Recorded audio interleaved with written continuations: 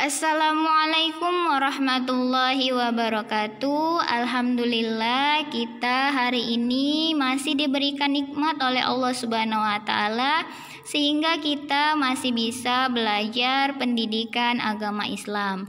Sebelum kita belajar, marilah kita sama-sama melafazkan basmalah. Bismillahirrahmanirrahim. Hari ini kita membahas tentang sejarah Islam di Nusantara. Dan yang kita bahas ada dua hal. Yang pertama, proses masuknya Islam di Nusantara. Dan yang kedua, cara penyebaran Islam di Nusantara. Tugas kalian, rangkum materi sejarah masuknya Islam di Nusantara berdasarkan video pembelajaran PAI episode ini ya. Proses masuknya Islam di Nusantara. Nusantara adalah Indonesia, merupakan wilayah kepulauan yang memiliki letak strategis dalam jalur perdagangan. Para pedagang mancanegara banyak singgah di Nusantara, termasuk para pedagang Muslim dari Arab, India, dan Persia. Ada 3 teori yang mengungkap sejarah masuknya Islam di Nusantara. Yang pertama, teori Gujarat India. Yang kedua, teori Persia. Dan yang ketiga, teori Mekah. Teori yang populer adalah teori Mekah yang didukung oleh banyak ahli sejarah Muslim termasuk Buya Hamka. Nah, tugas kalian yang kedua adalah tulis biografi singkat Buya Hamka, minimal 1 halaman buku tulis PAI-mu ya. Teori masuknya Islam di Nusantara. Yang pertama, teori Gujarat India. Pendapat tentang teori masuknya Islam yang pertama ini datang dari teori Gujarat. Dan dalam teori ini, Islam masuk ke Nusantara pada abad ke-13 Masehi dari pedagang India Muslim. Teori ini pertama kali diperkenalkan oleh J. Pijnapel, seorang para cendekiawan Belanda yang berasal dari Universitas Leiden pada abad ke-19. Teori ini mengatakan bahwa kedatangan Islam ke Indonesia berasal dari Gujarat, daerah yang berada di India bagian barat. Menurutnya, Islam disebarkan pertama kali oleh pedagang Gujarat yang telah memeluk Islam dan berdagang ke bagian timur yang salah satunya adalah Indonesia. Pendapat ini ditegaskan oleh Snook Hurgens dalam bukunya, di mana dia menyatakan bahwa hubungan dagang Indonesia dan India telah lama terjalin. Kemudian, inskripsi tertua tentang Islam terdapat di Sumatera memberikan gambaran hubungan antara Sumatera dengan Gujarat. Teori ini kemudian dikembangkan oleh Mokhita pada tahun 1912, di mana ia berargumentasi dengan batu nisan Sultan Malik As-Saleh yang wafat pada 1297 Masehi di Aceh. Menurutnya, bentuk dan gaya batu nisan tersebut sama dengan bentuk nisan yang ada di Gujarat. Selain itu, terdapat adanya kesamaan mazhab pada masyarakat Muslim di Gujarat dengan di Indonesia, yaitu mazhab Syafi'i.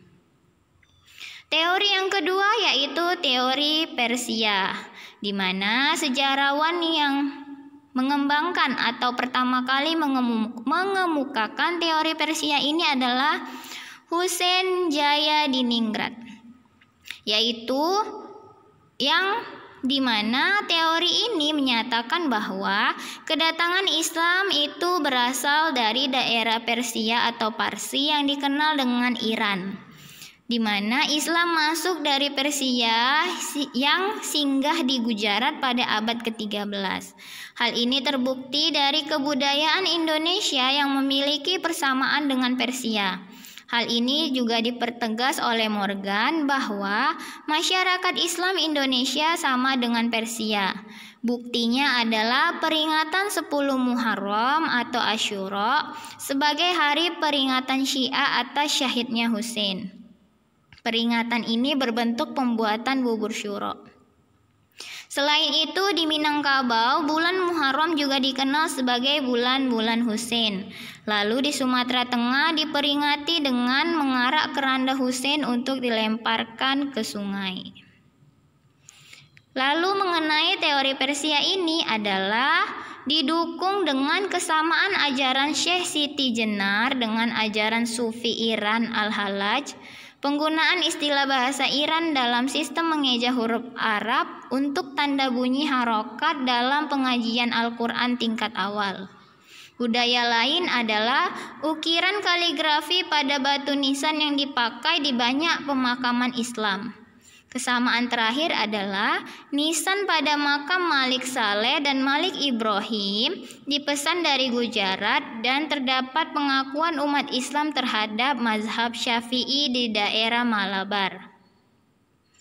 Kita masuk ke teori yang ketiga, yaitu teori Mekkah dan teori yang paling populer, dan ini pertama kali diperkenalkan oleh Profesor Buya Hamka, di mana pertama kali Islam datang ke Nusantara oleh orang Arab sekitar abad ke-7 Masehi. Menurut Hamka, kedatangan awal bangsa Arab ini tidak dipengaruhi oleh faktor ekonomi, tetapi kepada motivasi dan dorongan untuk menyebarkan agama Islam. Teori ini pertama kali dicetuskan oleh Hamka dalam Disnatalis PTAIN ke-8 di Yogyakarta sebagai koreksi dari teori Gujarat, India, di mana dalam teori masuknya Islam ke Indonesia ini diterangkan bahwa Arab Saudi memegang peranan yang paling besar. Pasalnya, menurut Hamka, bangsa Arab pertama kali ke Indonesia membawa agama Islam dan diikuti Persia dan Gujarat. Lalu, hal ini dibuktikan setelah wafatnya Rasulullah pada tahun 632 Masehi, di mana kepemimpinan beralih kepada para khalifah, yaitu 4 khalifah, Khalifah Abu Bakar, Umar, Utsman, dan Ali bin Abi Thalib. Di bawah kepemimpinan itu, agama Islam disebarkan lebih luas hingga seluruh Timur Tengah, Afrika Utara, dan Spanyol. Kemudian di masa dinasti Umayyah, pengaruh semakin meluas hingga ke Nusantara. Menurut Arnold, bukti masuknya Islam ke Indonesia dari para pedagang Arab menyebarkan Islam ketika mereka berdagang. Hal ini juga sesuai dengan fakta pedagang Arab menjadi pemimpin pemukiman di pesisir pantai Sumatera. Para pedagang Arab tersebut juga melakukan pernikahan dengan penduduk lokal sehingga agama Islam semakin menyebar di Nusantara. Bukti lain dari teori Mekkah ini adalah kitab kuno dari Cina menyebutkan adanya kunjungan diplomatik dari orang-orang Muslim Arab pada abad 7 Masehi. Tentu mereka tidak dapat berlayar hingga Cina kecuali singgah terlebih dahulu di Nusantara. Kemudian yang kedua, literatur Cina di masa dinasti Tang juga menyebutkan menjelang 1/4 abad 7 Masehi didapati ada perkampungan Arab Muslim di pesisir pantai Sumatera. Itu bermula dari adanya pedagang Muslim asal Arab yang bermukim di sana dan menikah dengan penduduk lokal sehingga membentuk komunitas Muslim. Materi yang kedua, cara penyebaran Islam di Nusantara. Yang pertama dari jalur perdagangan. Hal ini sangat jelas karena pada abad ke-7 hingga ke-16 Masehi, para pedagang ini berlayar dari negerinya sampai ke Nusantara untuk menyebarkan Islam. Yang kedua, jalur pernikahan. Para pedagang Muslim ini yang datang ke Nusantara, ada yang bermukim untuk sementara waktu dan ada yang menetap. Kemudian mereka berinteraksi dengan orang-orang pribumi yang selanjutnya mengadakan pernikahan dengan wanita pribumi yang sudah masuk Islam. Kemudian, ekonomi para saudagar Muslim ini kan sangat mapan, sehingga para bangsawan atau raja menikahkan putrinya dengan mereka. Yang ketiga, jalur pendidikan. Para ulama yang menimba ilmu dari kota suci Mekah kemudian kembali ke Nusantara, lalu mendirikan pesantren, dan disinilah mereka mengajarkan kitab-kitab berbahasa Arab yang dikenal dengan kitab kuning. Lalu para santri tersebar ke pelosok Nusantara untuk mendakwakan Islam. Yang keempat, jalur seni dan budaya. Masyarakat Nusantara memiliki perhatian besar terhadap kebudayaan Islam, di mana pendekatan ini dilakukan oleh Wali Songo. Mereka memasukkan pesan agama ke dalam budaya penduduk. Sunan Kalijaga menggunakan wayang sebagai budaya masyarakat Jawa untuk mengajarkan Islam. Caranya dengan menyisipkan nilai-nilai dakwah di dalam cerita wayang yang ditampilkan. Bidang seni ini dalam berdakwah adalah seni bangunan, ukiran, musik, dan sastra. Kemudian jalur politik. Yang kemudian adalah jalur politik. Pada waktu Islam datang ke Nusantara, kekuasaan berbentuk kerajaan.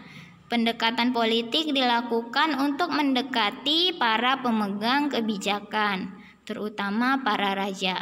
Karena ketika para raja memeluk Islam, maka rakyat juga akan mengikuti Islam. Pendekatan inilah yang membuat berdirinya kerajaan-kerajaan Islam yang akan kita bahas di materi selanjutnya, yang menjadi benteng dakwah Islam di wilayah sekitarnya. Itulah pemaparan mengenai sejarah masuknya Islam ke Nusantara. Lebih dan kurangnya Ustazah mohon maaf. Silakan kerjakan tugasnya. Dan semoga bermanfaat. Wabillahi taufiq wal hidayah. Assalamualaikum warahmatullahi wabarakatuh.